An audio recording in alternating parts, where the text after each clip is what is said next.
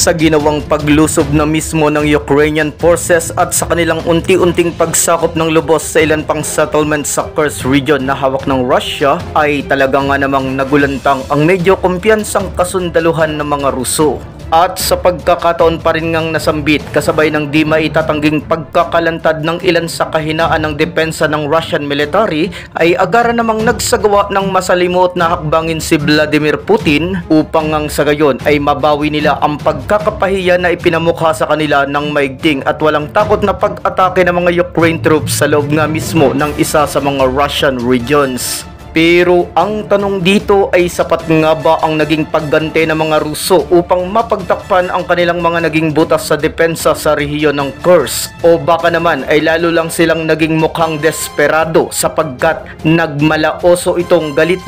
at gutom na gutom din ngang mabawian ang panig ng puwersa ng Kyiv.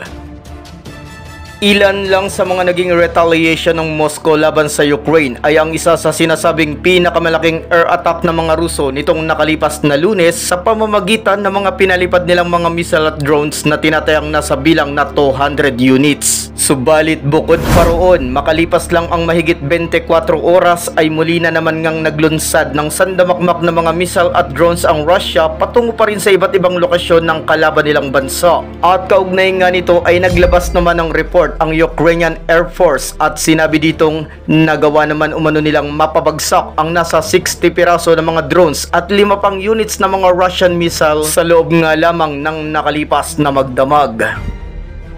Sa magkakasunod na matitinding pagpapaula ng mga sandatang pang-ere ng Russia laban sa kalupaan ng kanilang inatake, ay lubos-lubos naman na ang pasasalamat ni Ukraine President Volodymyr Zelensky lalo na sa mga F-16 fighter jet na iprinobide ng kanilang mga Western allies. Ang natura kasing war jets ang siya nga umanong dahilan o ginamit nilang sandata para nga wasakin ang mga paparating na mga missiles na pinakawalan ng mga Ruso. Subalit bagamat napakalaking bagay ng nagagawa ng mga Fighting Falcons para sa depensang pang-ere ng Kyiv, ay matatandaan ngang ninanais din ng pamunuan ng Ukraine na sana ay payagan na ng ilan sa kanilang pangunahing mga kaalyado na gamitin ang mga sophisticadong sandatang ibigay nito para naman wasakin ang ilang mga targets na nasa loob mismo ng kalupaan ng Russia, tulad na lamang halimbawa ng Storm Shadow cruise missiles na gawa naman ng Bretanya. Sa ngayon kasi ay bagamat may go signal na rin naman sa UK ang ninanais ng Ukraine, ay matatandaan namang hindi pa rin inilalift o inaalis ng Estados Unidos ang kanilang restrictions para nga payagang puntiryahin ang mga military infrastructure na nasa loob na teritoryo ng mga Ruso, lalo na kung ang gagamitin nga dito ay yung mga sandata na mula sa bigay ng alyansa. Sa side ng West ay mariin din kasi nilang iginigiit na bagamat kaya nilang tapatan ang anumang mga weapons na meron sa ngayon ang arsenal ng Russia, ay iniisip pa din nga nilang maaaring mas pag-ugatan ng paglala ng digmaan sakaling isipin ni Putin na pinayagan nila na gamitin ng mga Ukrainians ang mga sandatang ibinigay nila para mapinsala ang ilan sa mga military assets nito, lalong-lalo na yung mga nasa lokasyon mismo na nasa loob ng teritoryo ng mga Ruso. Uulitin natin na bagamat kayang-kaya ng mga Western Alliance na sumabay ng digmaan laban sa Moscow, ay iniisip pa din nga nila na maaari kasi itong pagsimulan ng mas matindi pa lalong labanan na maaari pang mauwi sa pinangangambahang ikatlong digmaang pandaigdig. Ang mga restrictions na ating nasambit o yung mga limitadong paggamit ng mga Western weapons para targetin ang mismong kalupaan ng mga Russians ay lubha talagang isa sa mga nakaharang na tinik para sa mas ikatatagumpay pa sana ng ninanais na estratehiyang pang-opensa ng side ng Kyiv.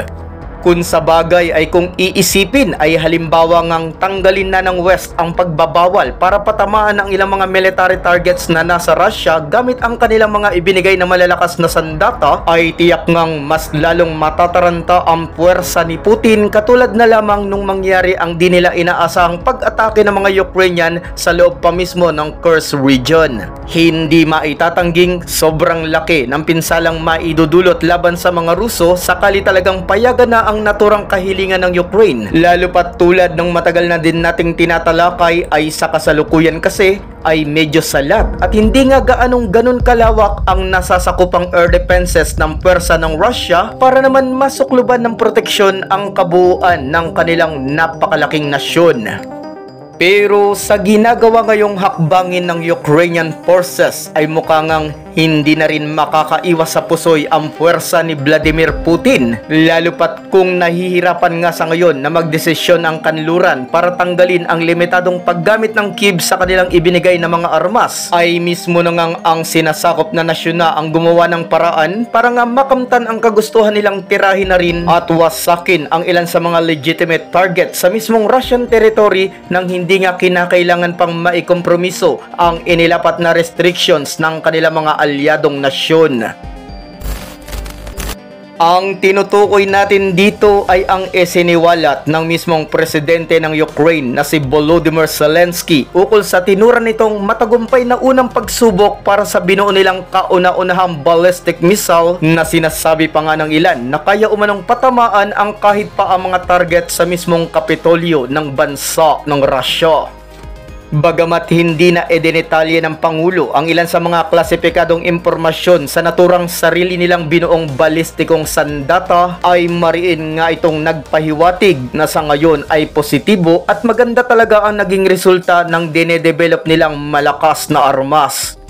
Well, kung sa mga oras nga na mailabas at tuluyan na itong gamitin ng Ukrainian forces, ay dito natin masusubukan kung gaano ihahandle ng Russians ang sitwasyon kung sakali na ngang sila na sa mga susunod ang siya namang papaulanan ng mga malalakas na missile galing naman sa kalupaan ng Ukraine.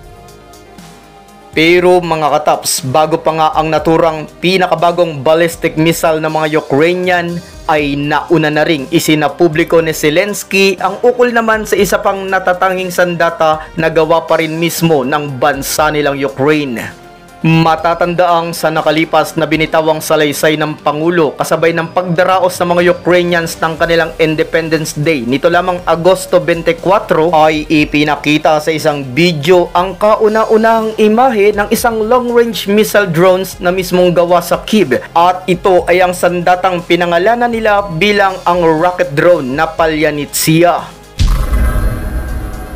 Konting impormasyon lamang muna about sa nabanggit nating sandata. Alam nyo ba mga kataps na ang words na Palyanitsia ay hango sa isang salita ng Ukraine na may ibig sabihin bilang isang malaking bilog na tinapay. Sadyang ito ang ipinangalan sa bagong weapon sapagkat ang Palyanitsia ay isang nga ding traditional bread o simbolong tinapay para sa mga Ukrainians, at bukod nga doon ay nang magsimula ang full-scale invasion na inilunsad ni Putin ay ang salitang Palyanitsia din ang siyang kanilang ginamit upang malaman o ma-identify kung talaga nga bang tubong Ukraine o isa talagang legit na Ukrainian ang posibleng isa sa kanilang makakaengkwentro, lalo pat tiyak manong ang salitang Palyanitsia ay hindi nga agad basta-basta maipopronounce ng tama kung ikaw ay isang dayuhan lamang sa Kyiv o kung ikaw ay isang purong Russians.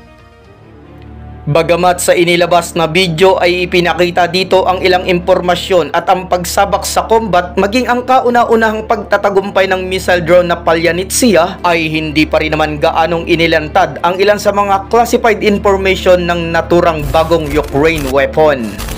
Gayunpaman ay ilang mga basic na detalye na rin ang inilahad ukol dito, katulad na lang halimbawa na ang siyang magpapagana umano dito ay isang turbojet engine. At imbis na ikakarga ito para iarma sa mga fighter jets, ay inaasahan ngang ang magiging launching system ng Palyanitsia ay mula sa platform na manggagaling sa ground o lupa. Sa madalas na pag-atake ng mga Russian mula sa ere, kasama na ang largest aerial attack nito na inilunsad nitong August 26 laban sa ilang mga Ukrainian regions, ay tiyak na malaki talaga ang maitutulong ng rocket drones na Palyanitsia sapagkat ang pinakamagiging pangunahing misyon nga nito ay ang targetin ang mga aircraft ng mga Ruso na siyang nagsisilbing carrier ng mga missile na siyang inilalaglag laban sa kalupaan ng Ukraine. Sa mas madaling sabi ay bago pa man maitira ang mga missile na daladala ng mga pasugod na mga Ruso ay uunahin ang puntiryahin ang mga aircraft o pasasabugin ang siyang nagdadala nito gamit ang Palyanitsia rocket drone. Bukod pa sa ating nabanggit ay sobrang halaga pa rin na maitutulong ng mga Palyanitsia drone sa pwersa ng Kyiv. Lalo pat hindi tulad ng mga sandatang ATACMS mula sa US at ang Storm Shadow cruise missile mula naman sa UK ay tulad ng nauna na nating nasabi ay maaari na nga itong i-launch laban sa mismong teritoryo ng Moscow. Kung kaya't hindi lang ang mga sumusugod na Russian aircraft ang posible nitong mawawasak, kundi pati na rin ang mga nakaparada o yung mga sandamakmak na fighter jets ng mga Ruso habang ito ay nakatenga sa kani-kanilang mga airbase. At pag nagkataon ay masyado ngang napakalaki na magiging epekto nito para sa Air Force ng Russia at tiyak ding ang magiging resulta noon ay ang paghina ng operasyon ng mga ito na may kinalaman sa aerial attack patungo sa nasyon ng Ukraine.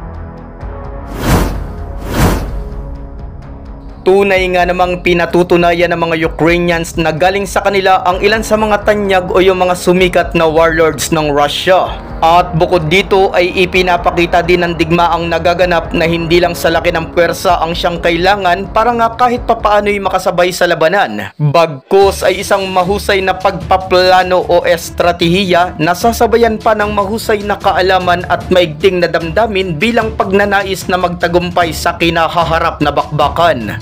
Kung sa bagay ay napatunayan na ito ng Ukraine pagdating sa karagatan nang kanilang ang halos limasin ang karamihan sa mga barkong pandigma ng Russia's Black Sea Fleet. Ito ay sa pamamagitan naman ng kanila ding binuo ng mga homegrown USB o yung mga unmanned surface vehicles at ang kanilang mga water drones. At sa ngayon naman ay mukhang ang puwersang pang-ere naman ng Russia ang siyang nais na pilayan ng Ukraine forces. Ito ay sakaling maging matagumpay ang produksyon at maganda ang tunay na kalalabasan ng kanilang bagong ballistic missiles, lalo na ang kanilang rocket drone o ang sandatang Palyanitsia.